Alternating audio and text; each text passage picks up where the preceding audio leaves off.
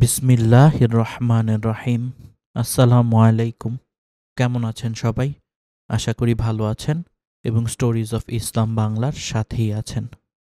আজকে আমরা শুনব ভয়ঙ্কর অত্যাচারী বাদশাহ নমরুদের কাহিনী। কিভাবে সে আল্লাহর বিরোধিতা করেছিল, কিভাবে সে ভয়ঙ্কর মশার কামড়ে তার পতন ঘটেছিল। চলুন শুরু করা যাক।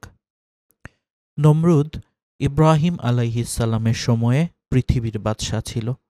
সে ছিল পৃথিবীর 4জন বড় বড় শাসকের অন্যতম। নমরুদ প্রায় 400 বছর রাজত্ব করেছে। পবিত্র কোরআনে তার সম্পর্কে বর্ণনা করা হয়েছে। পৃথিবীতে সেই সর্বপ্রথম রাজমুকুট পরিধান করেছে এবং নিজেকে খোদা দাবি করেছে। ইতিহাসবিদ ইবনে আসিরের বর্ণনা মতে নমরুদের বংশ পরম্পরা এমন: নমরুদ বিন কিনআন বিন কুশ বিন হাম বিন নূহ আলাইহিসসালাম। নমরুদ শব্দটির মূলত নমর ও উদ বা নমর ও উদু শব্দ দুটি থেকে এসেছে, যার অর্থ হচ্ছে জাজল্যমান আলো। কারো কারো মতে আবার এ নামের অর্থ বিদ্রোহী, অর্থাৎ খোদার বিরুদ্ধে দ্রোহিতার কারণে তাকে এ নামে ডাকা হতো। এর আরও একটি অর্থ হল বাঘিনী। আরবের কিংবদন্তি অনুযায়ী নমরুদকে বাল্যকালে এক বাঘিনী স্তন্যপান করিয়েছিল। ইতিহাসবিদরা নমরুদকে আল জব্বার বা চরম স্বেচ্ছাচারী হিসেবে বিবেচনা করে। যার স্বেচ্ছাচারিতা তার শক্তি, ক্ষমতা ও দম্ভের প্রকাশভঙ্গি ছিল। বাইবেল অনুসারে নমরুদ ছিল এক মহাশক্তিধর ব্যক্তি, যে ঈশ্বরকে স্বীকার করতে চেয়েছিল। রাজাদের রাজা ছিল নমরুদ। নূহ আলাইহিসসালামের মৃত্যুর পরের বছরে মিশরে 42টি রাজ্যের রাজ্যপতিদের একটি সম্মেলন হয়, যেখানে নমরুদ রাজার রাজা, কিং অফ কিংস উপাধিতে ভূষিত হয়।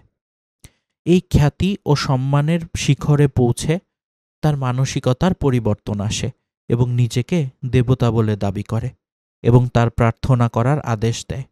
আর তখন থেকেই প্রজারা তাকে উপাস্যরূপে তার পূজা ও অর্চনা শুরু করে।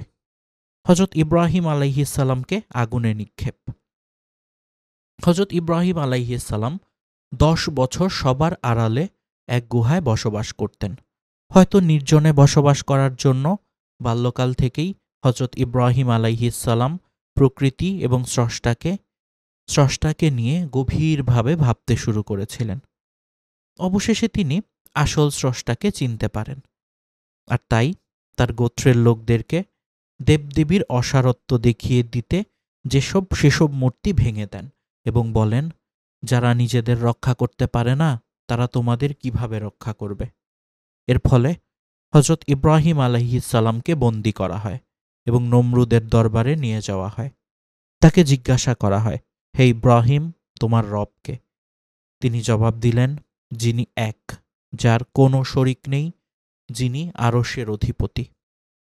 নমরুদ রেগে গিয়ে তার লোকদের বলল, ওকে পুড়িয়ে ফেলো, সাহায্য করো তোমার দেবতাদের, যদি একান্তই তাদের জন্য কিছু করতে চাও। সূরা আম্বিয়া আয়াত 68। নমরুদ বলল, একটি অগ্নিকুণ্ড তৈরি করো আর হজরত ইব্রাহিম আলাইহিসসালামকে জ্বলন্ত আগুনে ফেলে দাও, আর পাহারা দাও যেন তার কোনো সাহায্যকারী তাকে সাহায্য করতে না আসে। লোকেরা এক জায়গায় লাকড়ি জোগাড় করে সেগুলোতে তেল ও ঘি ঢেলে তাতে অগ্নিসংযোগ করল। 7 দিন পর পূর্ণ অগ্নিকুণ্ড তৈরি হলো। কিন্তু সমস্যা হলো, হজরত ইব্রাহিম আলাইহিসসালামকে আগুনে নিক্ষেপ করার জন্য কেউ আগুনের ধারে কাছেও পৌঁছাতে পারছিল না। এ সময় ইবলিশ পর্যটকের বেশে সেখানে পৌঁছে চড়ক গাছ তৈরির পরামর্শ দিল। তার পরামর্শে একটি চড়ক গাছ তৈরি করা হয় এবং তাকে আগুনে নিক্ষেপ করা হয়। মহান আল্লাহ আগুনকে নির্দেশ দেন, হে অগ্নি, তুমি হজরত ইব্রাহিমের জন্য শীতল ও নিরাপদ হয়ে যাও। সূরা আম্বিয়া আয়াত 69। হজরত ইব্রাহিম আলাইহিসসালাম 40 দিন পর্যন্ত অগ্নিকুণ্ডে ছিলেন। আল্লাহর হুকুমে তিনি সম্পূর্ণ সুস্থ অবস্থায় অগ্নিকুণ্ড থেকে বেরিয়ে এসেছেন। আল্লাহকে হত্যার ব্যর্থ প্রয়াস। মহান আল্লাহকে হত্যার উদ্দেশ্যে নমরুদ ও তার সেনাবাহিনী প্রস্তুত হয়ে সিন্ধুকে আরোহণ করে ঊর্ধ্বপানে উড়ে চলল। ঊর্ধ্ব আকাশে যখন পৌঁছালো, অর্থাৎ সেখান থেকে আকাশ বা পৃথিবীর কিছুই আর দেখা যায় না, এরপর নমরুদ তীর নিক্ষেপ করার প্রস্তুতি নিল। তারপর একের পর এক তারা তীর উপরের দিকে নিক্ষেপ করল। সে সময় মহান আল্লাহ হযরত জিবরাহিম আলাইহিসসালামকে বলেন, আমার এই বান্দা যেন নিরাশ না হয়। মহান আল্লাহর কথা শুনে হযরত জিবরাইল আলাইহিসসালাম তীরের মাথায় রক্ত লাগিয়ে তা ফেরত পাঠালো, যাতে নমরুদ বুঝতে পারে যে সে হযরত ইব্রাহিম আলাইহিসসালামের খোদাকে হত্যা করতে পেরেছে। তার তীর নিক্ষেপ শেষ হলে নমরুদ পৃথিবীর বুকে ফিরে আসে। মাটিতে অবতরণ করার পর নমরুদের রক্ষীরা নিক্ষিপ্ত তীরগুলো কুড়িয়ে নিয়ে এলো। যেগুলো পাওয়া গেল তা সবই ছিল রক্তরঞ্জিত। নমরুদ রক্তমাখা তীরগুলো দেখে আনন্দে আত্মহারা হয়ে গেল এবং বলে উঠল, নিশ্চয়ই আমরা হযরত ইব্রাহিম আলাইহিসসালামের খোদা এবং স্বর্গের বাসিন্দাদের হত্যা করতে সমর্থ হয়েছি এবং তার সাক্ষ্য বহন করছে তীরে লেগে থাকা রক্ত। নমরুদের ভয়ঙ্কর মৃত্যু। নমরুদ আল্লাহর বাহিনীর সঙ্গে যুদ্ধ করার ঘোষণা দিল। হযরত ইব্রাহিম আলাইহিসসালাম দূরে আকাশের দিকে আঙ্গুল দিয়ে দেখালেন। দূরে কালো রঙের একটা মেঘ দেখা যাচ্ছিল। যখন সেটা কাছে চলে এলো, লাখ লাখ মশার গুনগুন শব্দে ময়দান মুখরিত হলো। কিন্তু নমরুদ অবজ্ঞার সুরে বলল, এ তো মশা, তুচ্ছ প্রাণী, তাও আবার নিরস্ত্র। এ সময়ের মধ্যে প্রত্যেক সৈন্যের মাথার উপর মশা অবস্থান নিল। অতঃপর তাদের বুঝে ওঠার আগেই মশাগুলো তাদের নাক দিয়ে মস্তিষ্কে প্রবেশ করল। তারপর দংশন করা শুরু করল। সৈন্যদের মধ্যে বিশৃঙ্খলার সৃষ্টি হল। হিতাহিত জ্ঞান হারিয়ে তীরন্দাজরা ঊর্ধ্বে তীর নিক্ষেপ করে, আর পদাতিক সেনারা নিজেদের চারপাশে অন্ধের মতো তরবারি চালালো, যার ফলে একে অপরকে নিজের অজান্তেই আহত বা নিহত করে ফেলল। মশার সঙ্গে যুদ্ধ চলাকালে নমরুদ পালিয়ে প্রাসাদে চলে এলো। এ সময় একটি দুর্বল ল্যাংড়া মশা তাকে তাড়া করল এবং কিছুক্ষণ মাথার চারপাশে ঘুরে নাসিকা পথে মস্তিষ্কে প্রবেশ করল। এরপর মগজে দংশন করা শুরু করল। নমরুদ যন্ত্রণায় অস্থির হয়ে উন্মাদের মতো প্রাসাদে প্রবেশ করল এবং যন্ত্রণায় দিশাহারা হয়ে পাদুকা খুলে নিজের মাথায় আঘাত করতে শুরু করল। অবশেষে মাথায় মৃদু আঘাত করার জন্য সার্বক্ষণিক কর্মচারী নিযুক্ত করল নমরুদ। সুদীর্ঘ 40 বছর তাকে এই দুঃসহ যন্ত্রণা ভোগ করতে হয়েছিল। অবশেষে মাথার আঘাতের ব্যথায় নমরুদের মৃত্যু হয়। তাফসিরে ইবনে কাসির, পৃষ্ঠা 686। নমরুদকে নিয়ে আরবি ভাষায় একটি বই রয়েছে, সেখানে তার সম্পর্কে বিস্তারিত তথ্য রয়েছে। বইটির নাম আল মালিকুল নমরুদ, আউয়ালু জাবারাতিল আরদি, অর্থাৎ বাদশাহ নমরুদ, যিনি পৃথিবীর প্রথম স্বৈরশাসক। বাইবেলে বুকস অফ জেনেসিস এবং বুকস অফ ক্রনিকেলস অনুসারে নমরুদ ছিলেন কুশের পুত্র। অনেকের মতে নমরুদ অর্থ বিদ্রোহী, অর্থাৎ রেবেল। নমরুদ খোদার বিরুদ্ধে যুদ্ধ ঘোষণা করতে চেয়েছিল, খোদার বিরুদ্ধে বিদ্রোহ ঘোষণা করেছিল। আর আমরা তার সম্পর্কে ইতিহাস এবং অন্যান্য ধর্মপুস্তকগুলোতে যা পাই তা এটা প্রমাণ করার জন্য যথেষ্ট যে তার শক্তি এবং ক্ষমতা এবং দম্ভের প্রকাশ আকাশ ছুঁয়েছিল। যা সহজভাবে বলতে হয়, তিনি একরকম ঐশ্বরিক শক্তির সঙ্গে প্রতিদ্বন্দ্বিতায় নেমেছিলেন। চলুন এবার আমরা দেখি হিব্রনে বাস করা প্রতিদ্বন্দ্বিতার তার ধরন কেমন ছিল এবং কি ধরনের ফলাফল বয়ে এনেছিল। হিব্রনে বাস করার সময় এক পর্যায়ে আল্লাহ ইব্রাহিম আলাইহিসসালামকে বললেন, হে ইব্রাহিম, তুমি নমরুদকে সতর্ক করো তার উপর শাস্তি আসার আগেই। সুতরাং ইব্রাহিম আল্লাহর হুকুম মতে পুনরায় ফেরাউনের রাজদরবারে উপস্থিত হলেন। ফেরাউন তাকে চিনতে পেরে বলল, হে ইব্রাহিম, কি উপলক্ষে তোমার আগমন? ইব্রাহিম বললেন, হে ফেরাউন, আমি আল্লাহ প্রেরিত রসুল, যিনি এক এবং যার কোনো শরিক নেই, যিনি এই চন্দ্র, সূর্য আর আরশের অধিপতি। নমরুদ কখনো আল্লাহর কর্তৃত্ব স্বীকারের পক্ষপাতী ছিলেন না, আর ইতিপূর্বে তিনি এই বিষয়ে ইব্রাহিমের সাথে বাদানুপাতেও লিপ্ত হন। নমরুদ ইব্রাহিমকে তাকে সিজদা দিতে বলে। আর সে সময় যখন ইব্রাহিম তাকে সিজদা করতে অস্বীকার করে এবং নমরুদকে উদ্দেশ্য করে বলে, আমি সিজদা করি একমাত্র আল্লাহকে, যিনি আমার প্রতিপালক। আর তাতে অবাক হয়ে নমরুদ জিজ্ঞেস করে, হে ইব্রাহিম, কে তোমার প্রতিপালক? এই সংক্রান্ত কোরআনে আয়াতসমূহ সে অর্থাৎ নমরুদ ইব্রাহিমের সাথে তার প্রতিপালক সম্পর্কে তর্ক করেছিল। যখন ইব্রাহিম বলল, আমার প্রতিপালক তিনি, যিনি জীবনদান করেন ও মৃত্যু ঘটান, সে বলল অর্থাৎ নমরুদ বলল, আমিও জীবনদান করি এবং মৃত্যু ঘটিয়ে থাকি। ইব্রাহিম বলল, নিশ্চয় তিনি সূর্যকে উদিত করেন পূর্ব দিক থেকে, এবার আপনি তাকে পশ্চিম দিক থেকে উদিত করে দেখান। তখন সে অবিশ্বাসী হতভম্ব হয়ে গেল।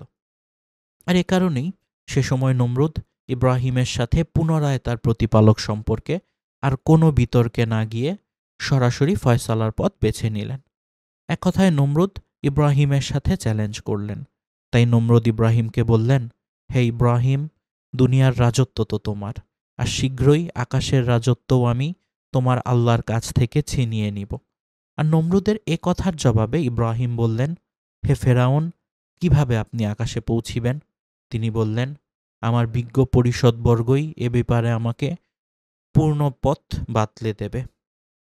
তারপর নমরুদ যখন এই ব্যাপারে পরিষদবর্গের পরামর্শ চাইল, তখন পরিষদবর্গের একজন পরামর্শ দিল সুউচ্চ এক টাওয়ার নির্মাণের, যাতে করে তার চূড়া থেকে বেহেশতে লুকিয়ে থাকা ইব্রাহিমের ক্ষুধাকে সহজেই ধরাশায়ী করা যায়।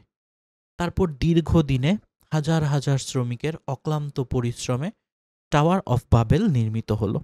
এই টাওয়ার হলো বাবিল। অর্থাৎ টাওয়ার অফ বাবেল সম্পর্কে বাইবেলে আছে, and a tower whose top may reach up to heaven। যা হোক, তারপর নমরুদ টাওয়ারের চূড়ায় আরোহণ করলেন। এই দুঃসময়ে পরিষদবর্গের একজন ইবলিশ হয়ে নমরুদকে একটি অদ্ভুত পরামর্শ দিল। তার পরামর্শে 4টি বৃহৎ শকুনকে লালন পালন করা হলো। অতঃপর একটি সিন্ধুক তৈরি করে শকুন 4টিকে কয়েকদিন অভুক্ত রেখে ওই সিন্ধুকের 4 কোণায় বেঁধে দেয়া হলো। তারপর সিন্ধুকের উপর শকুনের নাগালের বাইরে কিন্তু দৃষ্টির সীমানায় ঝুলিয়ে দেয়া হলো মাংসের টুকরো। ফেরাউন ও তার সেনাপতি প্রস্তুত হয়ে সিন্ধুকে আরোহণ করলেন। যাই হোক, শকুনেরা মাংসের টুকরো খেতে চাইল, আর তাদেরকে নিয়ে সিন্ধুকসহ ঊর্ধ্বপানে উড়ে চলল।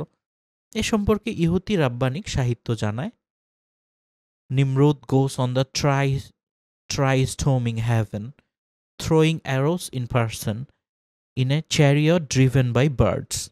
আর তাই বাইবেলেও তার সম্পর্কে বলা হয়েছে, হি ওয়াজ আ মাইটি হান্টার অ্যাগেইনস্ট দ্য লর্ড।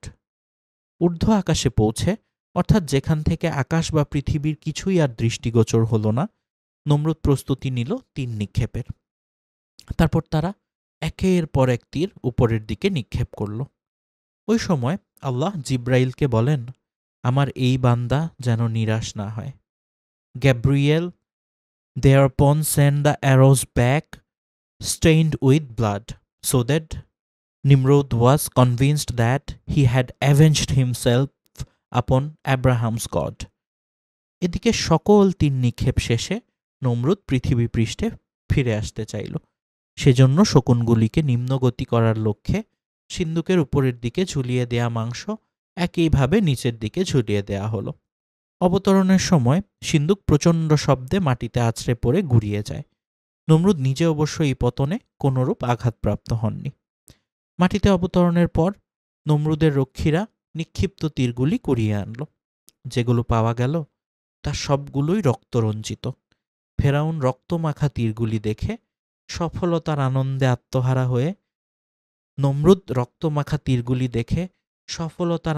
আত্মহারা হয়ে সঙ্গীদেরকে বলল, নিশ্চয় আমরা ইব্রাহিমের খোদাকে হত্যা করেছি, তীরে লেগে থাকা রক্তই তার সাক্ষ্য বহন করে। এ সম্পর্কে বুক অফ জাজের জানায়, they cast the arrows towards the heavens, and all the arrows fell upon them filled with blood, and when they saw them they said to each other, surely we have slain all those that are in heaven। They thought that they killed God। খুদা ইব্রাহিমকে জানালেন, ইব্রাহিম, খোদা ইব্রাহিমকে জানালেন,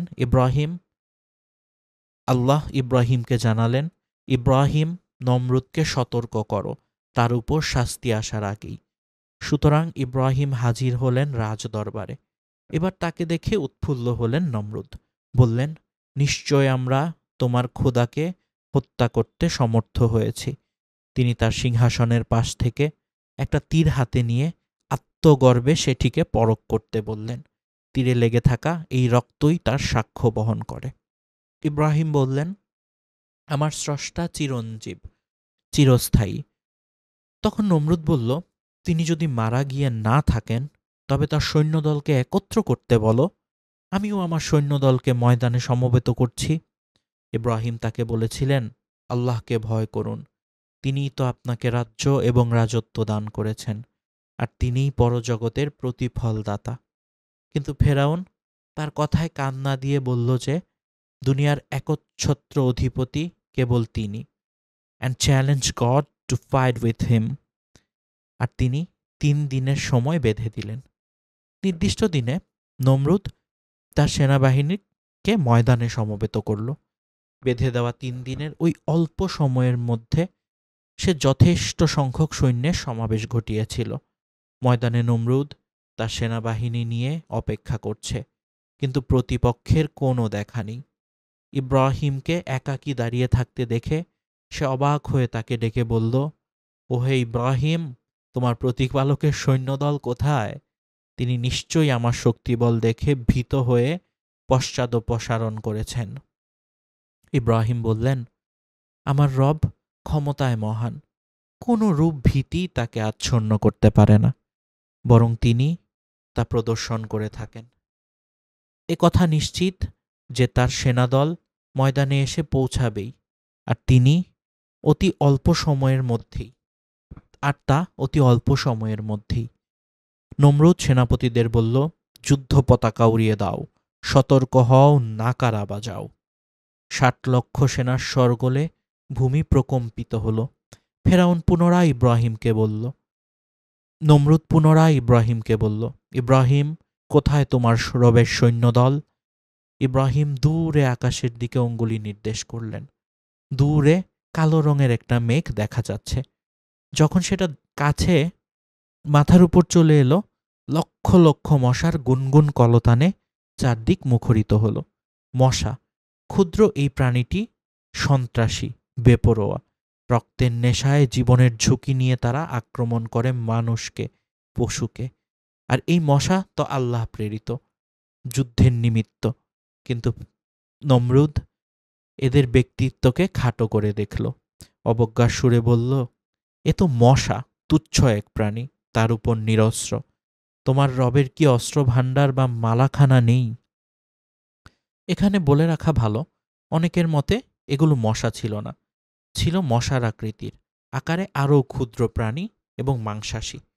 ইব্রাহিম বললেন, আমার রবের সেনাবাহিনী সম্পর্কে আপনার কোনো ধারণাই নেই। আপনার এই সেনাবাহিনীর জন্যে তিনি এই তুচ্ছ নিরস্ত্র মশাকেই যথেষ্ট মনে করেছেন। আর নিরস্ত্র হলেও এরা তাদের যুদ্ধ কৌশল জানে।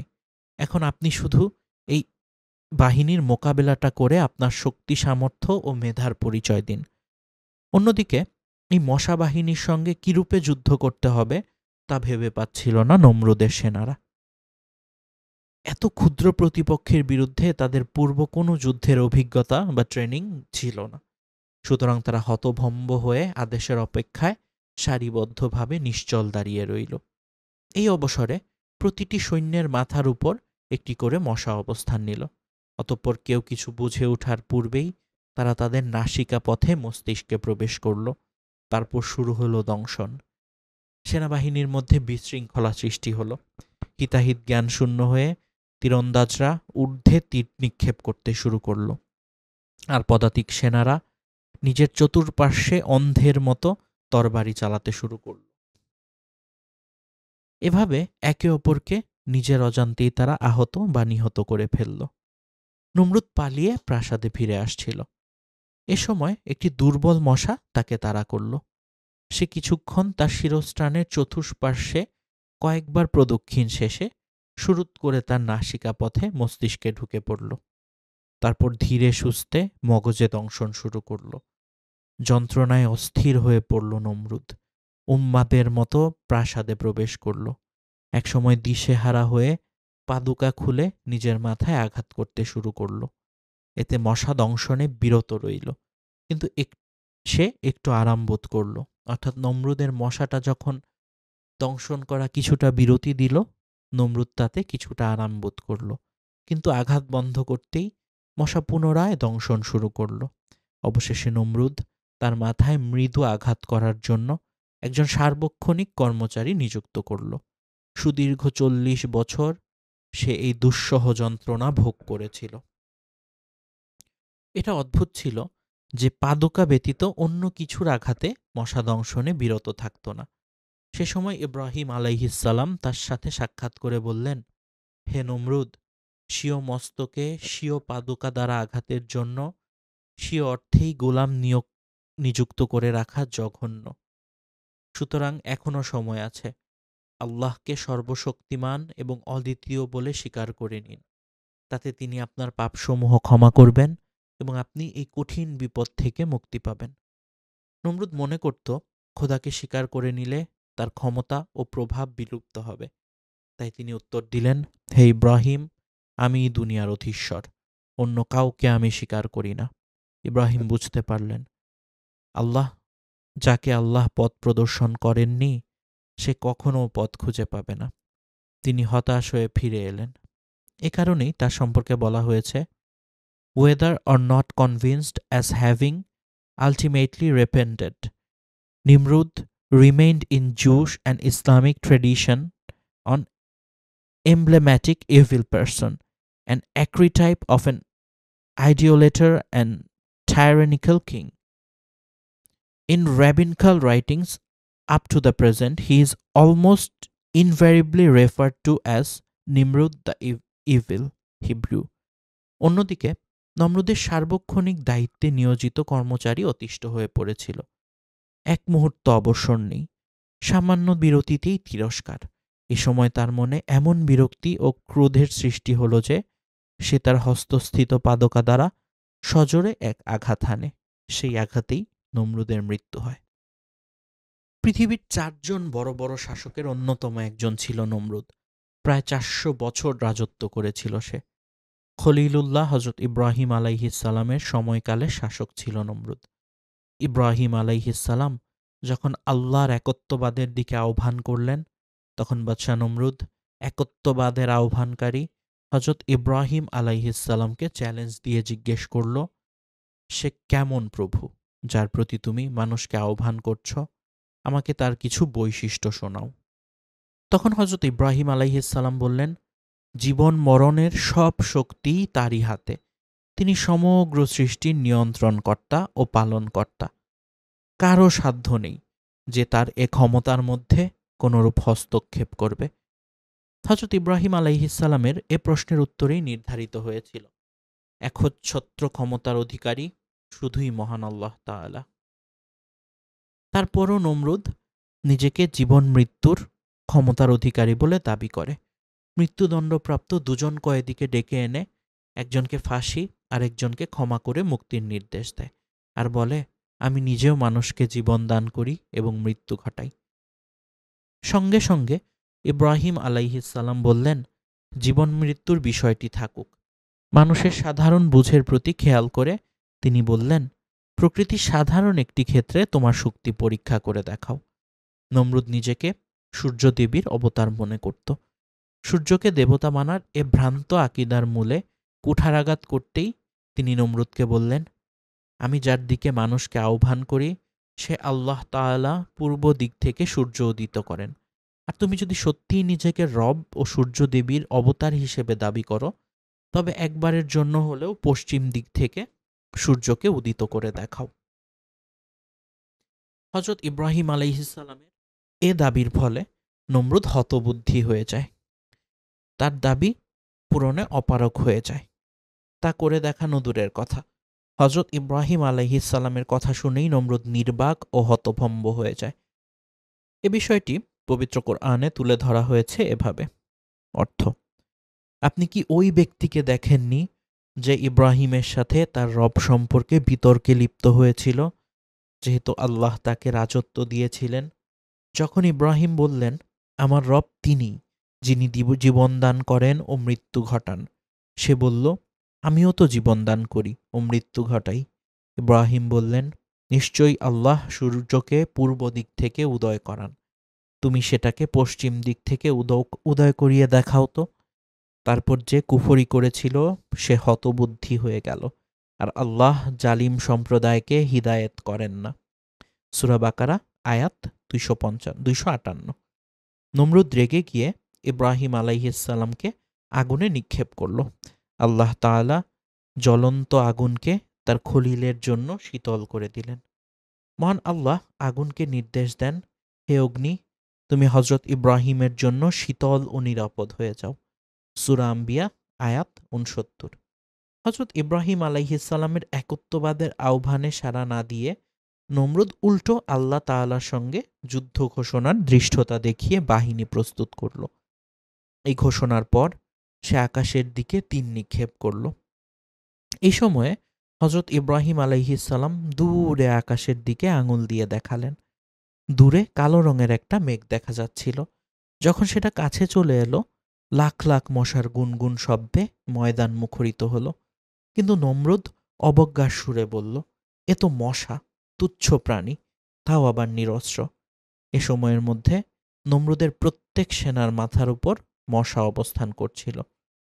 তারা কিছু বুঝে ওঠার আগেই মশাগুলো তাদের নাক দিয়ে মস্তিষ্কে প্রবেশ করল। তারপর শুরু করল দংশন করা।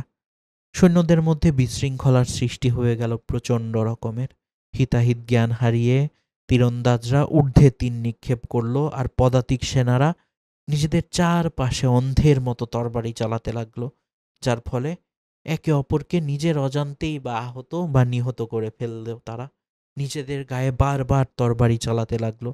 নিজেরা এর আঘাতে রক্তারক্তি হয়ে একে একে সৈন্যরা ঝরে পড়তে লাগলো এবং মৃত্যু ঘটতে লাগলো তাদের।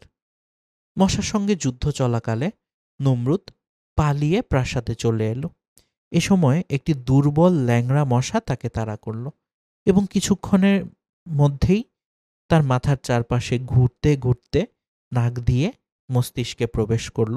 অর্থাৎ একটা ল্যাংড়া মশা নমরুদের নাক দিয়ে তার মাথায় প্রবেশ করল।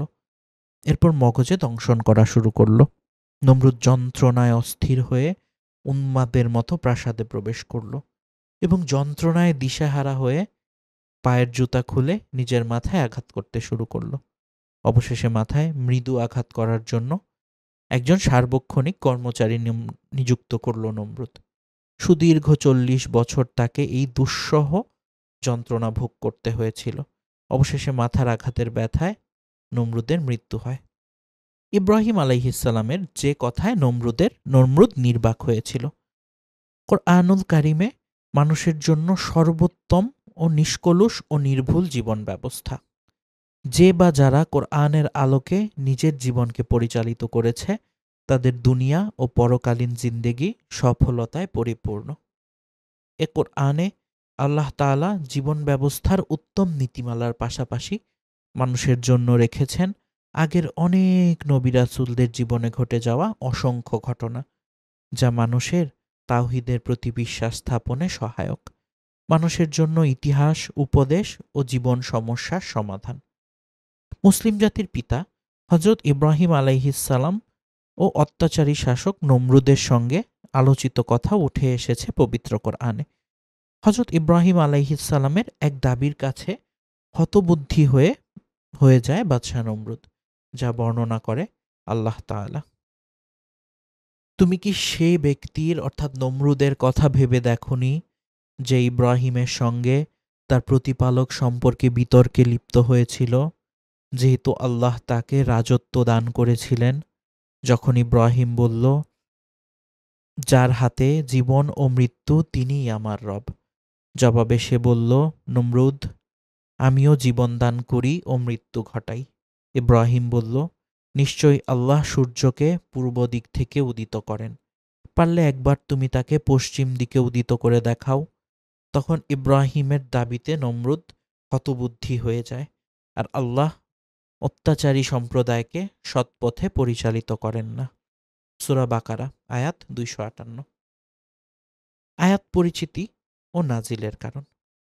সূরা বাকারার 258 নং আয়াতে আল্লাহ তাআলা হযরত ইব্রাহিম আলাইহিসসালামের সেই অসাধারণ দাবির বিষয়টি তুলে ধরেছেন, যা তাওহীদ তথা আল্লাহর একত্ববাদ প্রকাশের অকাট্য দাবি, যে দাবির কাছে হেরে গিয়ে নির্বাক হয়েছিল অত্যাচারী বাদশাহ নমরুদ। কথিত আছে, হযরত ইব্রাহিম আলাইহিসসালামের পিতা নমরুদের দরবারে কর্মরত ছিল। ইব্রাহিম আলাইহিসসালাম যখন প্রকাশ্যে শিরকের বিরোধিতা ও তাওহীদের প্রচার শুরু করেন এবং তাদের দেবালয়ে প্রবেশ করে দেবদেবীর মূর্তিসমূহকে ভেঙে ফেলেন, তখন তার পিতা নিজেই বাদশার কাছে ছেলের বিরুদ্ধে নালিশ করে। বাদশা নমরুদ একত্ববাদের আহ্বানকারী হযরত ইব্রাহিম আলাইহিসসালামকে চ্যালেঞ্জ দিয়ে জিজ্ঞেস করলেন, সে কেমন প্রভু যার প্রতি তুমি মানুষকে আহ্বান করছ? আমাকে তার কিছু বৈশিষ্ট্য শোনাও। হযরত ইব্রাহিম আলাইহিসসালাম বললেন, জীবন মরণের সব শক্তি তারই হাতে। তিনি সমগ্র সৃষ্টির নিয়ন্ত্রণকর্তা ও পালনকর্তা। কারো সাধ্য নেই যে তার এ ক্ষমতার মধ্যে কোনরূপ হস্তক্ষেপ করবে। হযরত ইব্রাহিম আলাইহিসসালামের এ প্রশ্নের উত্তরেই নির্ধারিত হয়েছিল যে একচ্ছত্র ক্ষমতার অধিকারী শুধুই আল্লাহ তাআলা। তারপরও নমরুদ নিজেকে জীবন মৃত্যুর ক্ষমতার অধিকারী বলে দাবি করে। মৃত্যুদণ্ডপ্রাপ্ত দুজন কয়েদিকে ডেকে একজনকে ফাঁসি দেয় এবং একজনকে ক্ষমা করে মুক্তির নির্দেশ দেয়, আর বলে, আমি নিজেও মানুষকে জীবন দান করি এবং মৃত্যু ঘটাই। সঙ্গে সঙ্গে ইব্রাহিম আলাইহিসসালাম বললেন, জীবন মৃত্যুর বিষয়টি থাক। মানুষের সাধারণ বুঝের প্রতি খেয়াল করে তিনি বললেন, প্রকৃতির সাধারণ একটি ক্ষেত্রে তোমার শক্তি পরীক্ষা করে দেখাও। নমরুদ নিজেকে সূর্যদেবীর অবতার মনে করত। সূর্যকে দেবতা মানার এ ভ্রান্ত আকিদার মূলে কুঠারাঘাত করতে তিনি নমরুদকে বললেন, আমি যার দিকে মানুষকে আহ্বান করি সে আল্লাহ তাআলা পূর্ব দিক থেকে সূর্য উদিত করেন। তুমি যদি সত্যিই নিজেকে রব ও সূর্যদেবীর অবতার হিসেবে দাবি করো, তবে একবার হলেও পশ্চিম দিক থেকে সূর্যকে উদিত করে দেখাও। হযরত ইব্রাহিম আলাইহিসসালামের এ দাবির ফলে নমরুদ হতবুদ্ধি হয়ে যায়, তার দাবি পূরণে অপারগ হয়ে যায় এবং তা করানো তো দূরের কথা, করে দেখানো তো দূরের কথা। ইব্রাহিম আলাইহিসসালামের কথা শুনেই নমরুদ নির্বাক ও হতভম্ব হয়ে পড়ে। এবার দেখা যাক নমরুদ নিয়ে বাইবেলে কি বলা হয়েছে। নমরুদ হিব্রু শব্দ, এর অর্থ বিদ্রোহী। হিচকক্স বাইবেলীয় অভিধানে বলা হয়েছে নিমরোদ অর্থাৎ rebellion, but probably an unknown Assyrian word, অর্থাৎ এটা কারণ নাম নয় বরং শব্দটি দিয়ে একজন বিদ্রোহীকে অর্থাৎ আল্লাহ বিদ্রোহীকে বোঝানো হয়েছে। তাই মনে করা হয় এটি একটি বিশেষণ। তবে ইতিহাসে দেখা যায় অনেক বিশেষণও শেষ পর্যন্ত নামেই পরিণত হয় আর ব্যক্তির আসল নাম হারিয়ে যায়। প্রাচীন ব্যাবিলিয়নীয় প্রেক্ষাপটে বা বাইবেলে নমরুদ বা নিমরোদের বংশ পরিচয় ছিল। নমরুদ ছিল হামের বংশধর কুশের সন্তান। তার রাজত্ব প্রথমে শুরু হয়েছিল বাবেল থেকে। এ কারণে মিখা হতে আশেরকে নমরুদের দেশ বলা হয়েছে। ওল্ড টেস্টামেন্টে নমরুদ সম্পর্কে বলা আছে, হামের ছেলেরা হলো কুশ, মিশর, পুট ও কেনান। কুশের ছেলেরা হলো সাবা, হাবিলা, সপ্তা, রয়মা ও সপ্তকা। কুশের একটি ছেলে হয়েছিল যার নাম নমরুদ। আদি পুস্তক 10:6-7। হামের ছেলেরা হলো কুশ, মিশর ও পুট ও কেনান। কুশের ছেলেরা হলো হাবা, হাবিলা, সপ্তা, রয়মা ও সপ্তকা। রয়মার ছেলেরা হলো সাবা ও কেনান। কুশের একটি ছেলে হয়েছিল যার নাম নমরুদ। ঈশ্বর নমরুদ সম্পর্কে। নমরুদ দুনিয়াতে একজন ক্ষমতাশালী পুরুষ হয়ে উঠেছিল। মাবুদের চোখে তিনি ছিলেন একজন বেপরোয়া শিকারী। সেজন্য কথায় বলে, লোকটা যেন মাবুদের চোখে একজন বেপরোয়া নমরুদ। দুনিয়াতে একজন ক্ষমতাশালী পুরুষ হয়ে উঠেছিল নমরুদ। নমরুদের রাজ্য সীমা কত দূর ছিল? বেবিলন দেশের বেবিলন শহরের এরক, অক্কাদ, কলনি নামে জায়গাগুলো সে রাজত্ব করত এরকম শোনা যায়। সেখান থেকে বের হয়ে তার রাজ্য বাড়াতে বাড়াতে আশিরিয়া দেশ পর্যন্ত চলে গেল। সেখানকার নিনেভ, রাবোবোত, রেশন নামে শহরগুলি তারই তৈরি। এর মধ্যে রেশন ছিল নিনেভ ও কেলহের মাঝামাঝি জায়গায়। এগুলো একসঙ্গে মিলে একটা বড় শহর তৈরি হয়েছিল। আশিরিয়া যে নমরুদের শাসিত দেশ ছিল তার প্রমাণ পাওয়া যায় মিকার ভবিষ্যৎবাণীতেও।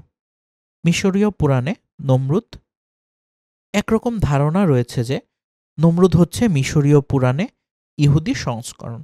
বলা হয় মিশরীয় সূর্য দেবতা রা এর পুত্র এবং মহান দেবতা ও সম্রাট ওসিরিস বা আশারি ছিলেন নমরুদ। ওসিরিসের নৃশংস হত্যাকাণ্ড প্রকৃতপক্ষে নমরুদেরই। এ হত্যাকাণ্ড মিশরের মানুষের মানসপটে গেঁথে গিয়েছিল। কারণ পুরাণ মতে ওরিসিস তার জাতিকে অন্ধকার থেকে আলোর পথে নিয়ে এসেছিল, তাদেরকে শিখিয়েছিল কৃষি, ধর্ম এবং সভ্যতা। ওরিসিসের সমাধিক্ষেত্রের ভিতর থেকে তার মমিকৃত দেহের সঙ্গে রক্ষিত উদ্ধার করা কাহিনী সূত্রটি বলে ওরিসিস, অর্থাৎ এটাকে যদি নমরুদ মনে করা হয়, তার মৃত্যু হয়েছিল তার দুষ্ট ভ্রাতা ও শত্রু শামের হাতে। এর সঙ্গে জড়িত ছিল ৭২ জন গোত্রপ্রধান।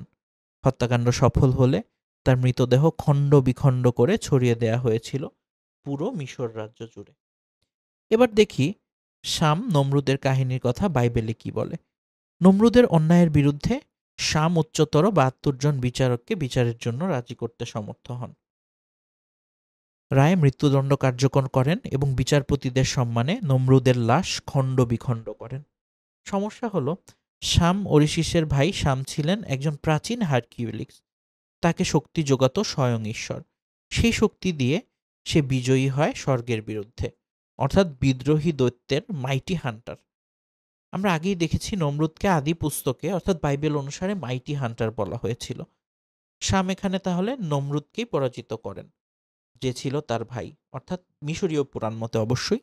তাহলে শাম আর নমরুদের বাবা হলো মিশরী দেবতা রা। কিন্তু বাইবেলে শামকে বলা হয়েছে নূহ এর পুত্র। শামের বংশধর বালি, ইহুদি, খ্রিস্টান, আরব, সেমেটিক। কোনটা তবে ঠিক? নূহ ছিলেন মেসোপটেমীয়, কিন্তু তার ছেলে মিশরী হয় কি করে? কাজেই ধরে নেওয়া যায় মিশরী বন্দিজীবন বসবাসকালে শাম নমরুদের এই আখ্যান ইহুদিরা শুনেছিল এবং পরে এরই বাইবেলীয় রূপ দিয়েছে। অন্তত মিশরীয় পুরাণের আবিষ্কৃত মমির কাহিনী মানলে ঘটনাটা তেমনই দাঁড়ায়।